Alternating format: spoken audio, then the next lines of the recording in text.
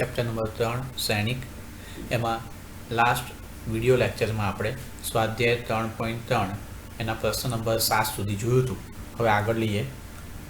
સ્વાધ્યાય 3.3 એનો પ્રશ્ન નંબર 8.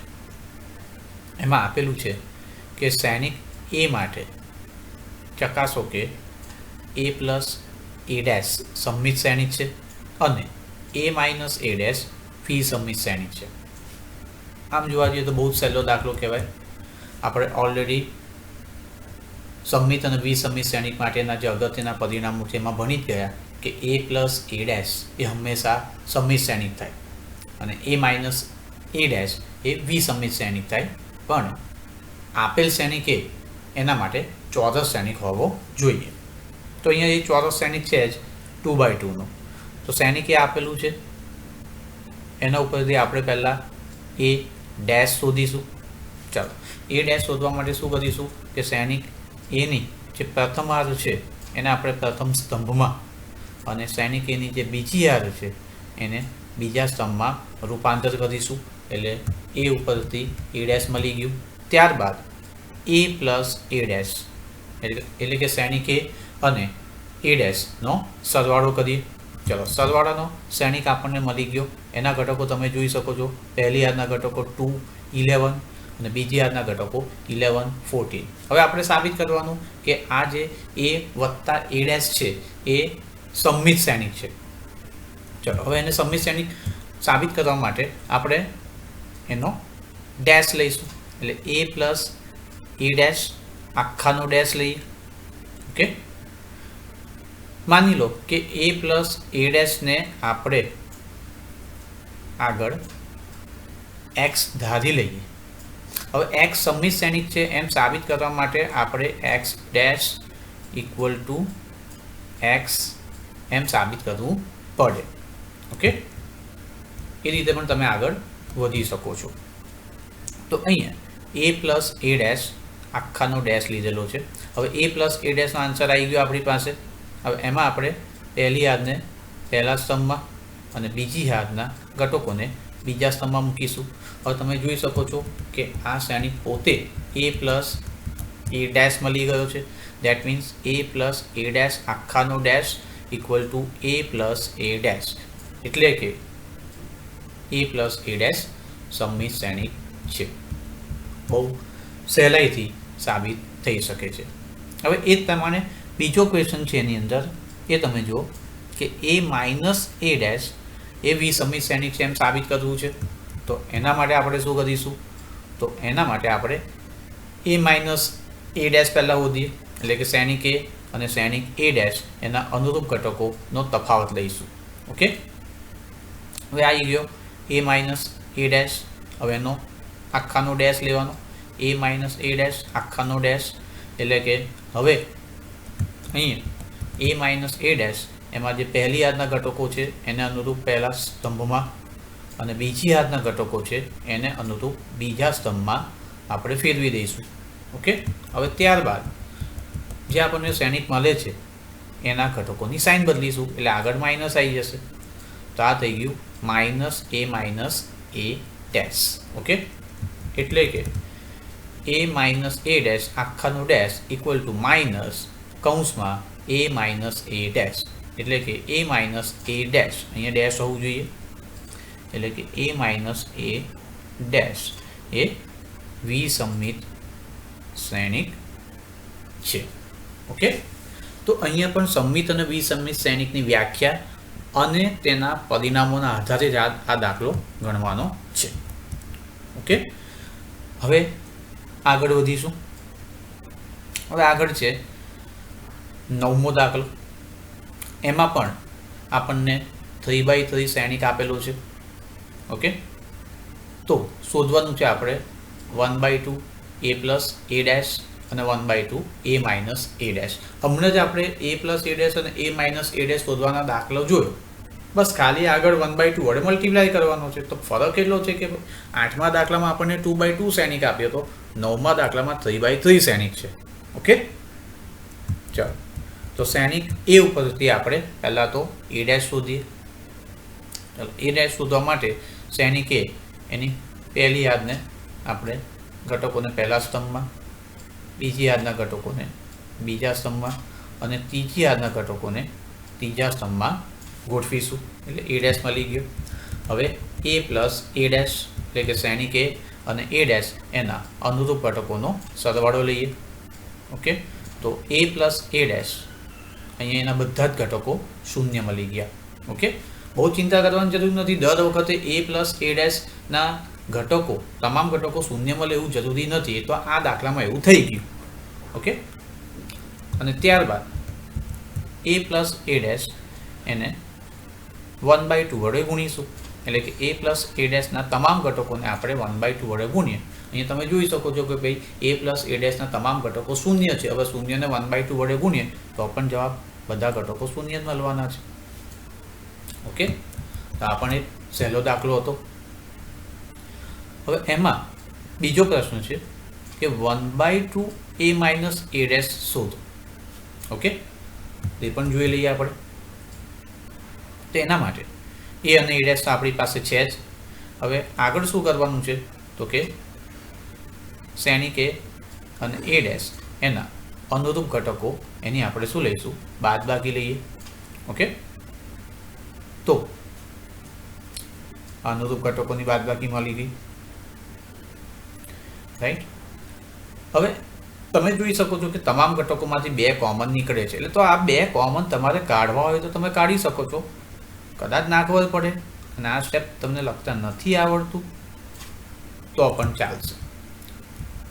ઓકે, અને ત્યારબાદ આપણે શું કરીશું? જે એ માઇનસ એ ડેશ છે એને 1/2 વડે ગુણીશું.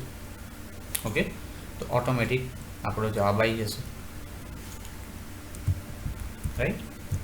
તો આ પણ એક સહેલો દાખલો કહી શકાય. ઓકે,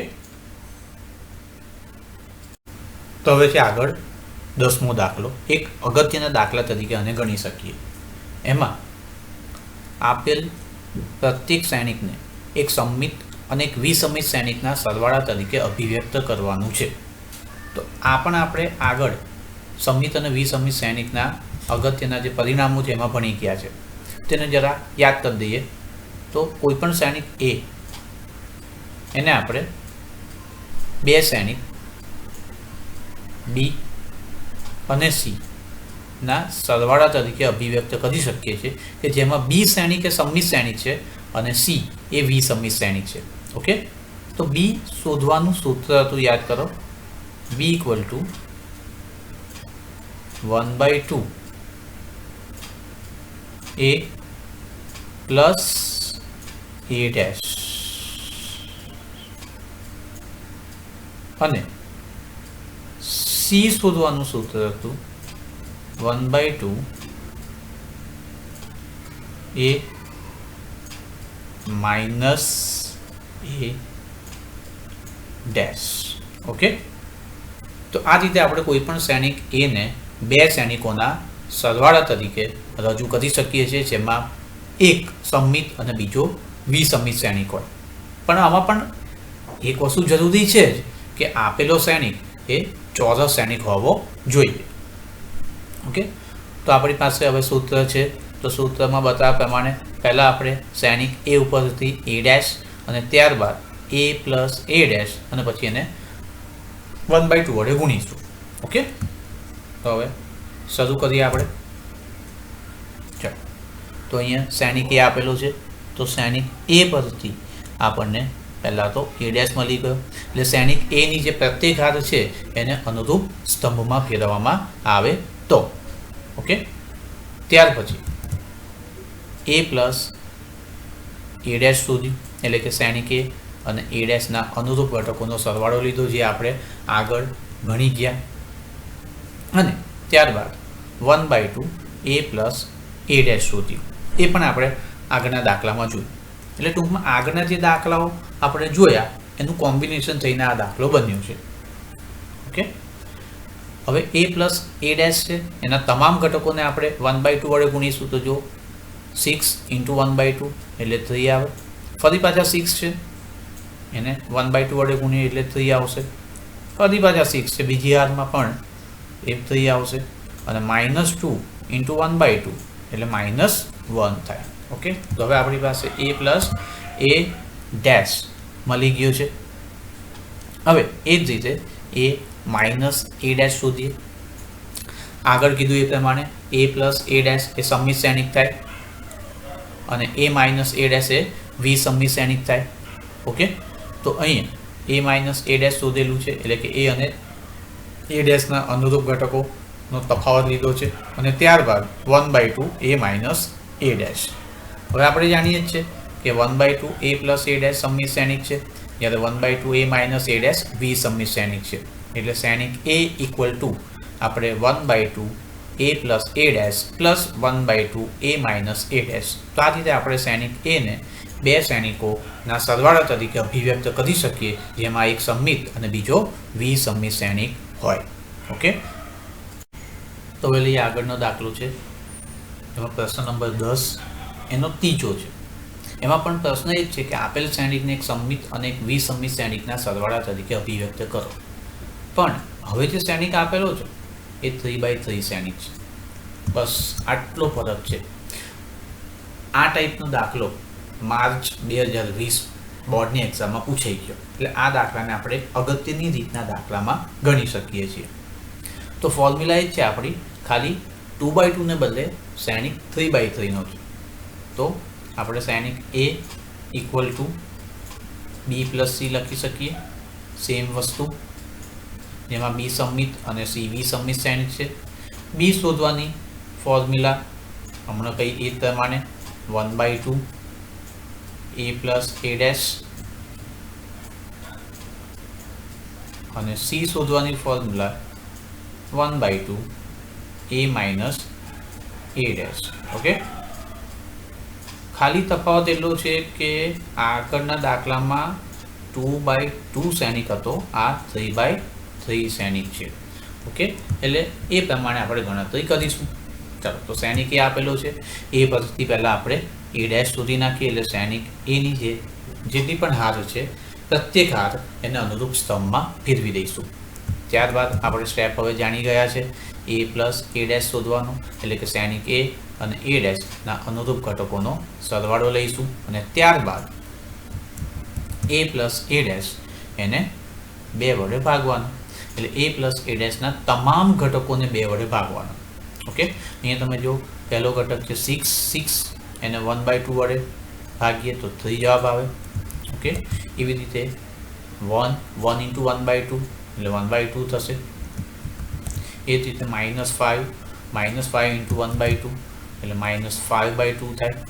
તો આ રીતે આપણને 1/2 a પ્લસ a ડેશ મળી ગયા.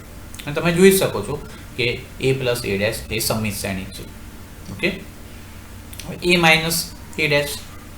ઓકે, હવે a માઇનસ a ડેશ શોધીશું, એટલે કે a અને a ડેશના અનુરૂપ ઘટકોની બાદબાકી લેવાની અને તે આપણને વિસમિત શ્રેણિક મળશે. અને ત્યારબાદ a માઇનસ a ડેશના ઘટકોને આપણે 1/2 વડે ગુણીશું. રાઈટ, એટલે તમામ ઘટકોને 1/2 વડે ગુણી નાખીએ. તો આમ આપણે જાણીએ છીએ એ પ્રમાણે કે 1/2 a પ્લસ a ડેશ સમમિત શ્રેણિક, જ્યારે 1/2 a માઇનસ a ડેશ વિસમિત શ્રેણિક છે. તો આપેલ શ્રેણિક a ને આપણે 1/2 a plus a dash plus 1/2 a minus a dash એટલે કે એક સમમિત અને એક વિસમિત શ્રેણિકના સરવાળા તરીકે વ્યક્ત કરી શકીએ છીએ. તો આ રીતના હવે બીજા દાખલા તમે સ્વપ્રયત્ને ગણી શકો છો. એક આપણે 2/2 અને બીજો આપણે 3/3 શ્રેણિકનો દાખલો જોયો. બંનેમાં ફોર્મ્યુલા એક જ છે. ઓકે, હવે આગળ વધીએ. હવે જે આગળ 11મો દાખલો એ છે MCQ વિકલ્પ છે એક. એમાં પૂછ્યું છે કે જો a અને b સમાન કક્ષાવાળા સમમિત શ્રેણિક હોય તો ab માઇનસ b એ ખાલી જગ્યા થાય. એક અગત્યના MCQ તરીકે આને ગણી શકીએ છીએ. ઓકે, ચલો સૌપ્રથમ તો શું આપ્યું છે, a અને b બંને સમમિત શ્રેણિક છે, સમાન કક્ષાના. ઓકે, એટલે a equal to a dash અને b equal to b dash લખી શકીએ આપણે, એટલા માટે કારણ કે a અને b બંને સમમિત શ્રેણિકો છે. હવે આપણે ab માઇનસ b ઓકે એ કયા પ્રકારનો શ્રેણિક છે એ નક્કી કરવાનું છે. તો પહેલાં તો આપણે ચેક કરીશું કે AB માઇનસ BA એ સમિત કે વિસમિત શ્રેણિકમાંનો કોઈ છે કે નહીં. એ ચેક કરવા માટે અહીંયા AB માઇનસ BA આખાનો ડેશ લીધો છે. હવે આપણે જાણીએ છીએ પરિવર્ત શ્રેણિકના ગુણધર્મ, સરવાળા કે બાદબાકીમાં ડેશ અલગ અલગ આપી શકાય. તો AB dash minus BA dash. Okay, હવે પાછો ગુણધર્મ છે ગુણાકાર માટે, યાદ કરો AB નો dash equal to B dash into A dash. Okay, તો આ ગુણધર્મ પ્રમાણે આપણે આગળ વધીએ. ઓકે, તો એ જ પ્રમાણે અહીંયા B ઇન્ટુ A આખાનો dash equal to A dash into B dash. હવે B equal to B dash છે એટલે B ડેશની જગ્યાએ B લખાય. ઓકે, એ જ પ્રમાણે A ડેશની જગ્યાએ A લખાય, કારણ કે A equal to A dash છે તો B ડેશની જગ્યાએ B અને A ડેશની જગ્યાએ A લખી નાખીશું. ઓકે, એટલે BA માઇનસ AB થઈ ગયું અને પછી માઇનસ કોમન કાઢી તો માઇનસ કૌંસમાં AB માઇનસ BA. તો આમ જોવા જઈએ તો AB માઇનસ BA નો ડેશ બરાબર શું મળ્યું? માઇનસ કૌંસમાં AB માઇનસ BA. તો આ તો શું થઈ ગયું? વિસમિત શ્રેણિક થઈ ગયું. ઓકે, અહીંયા ખાસ ધ્યાન એ રાખવાનું છે, અહીંયા ગુણધર્મના આધારે સાબિત કરવાનું છે.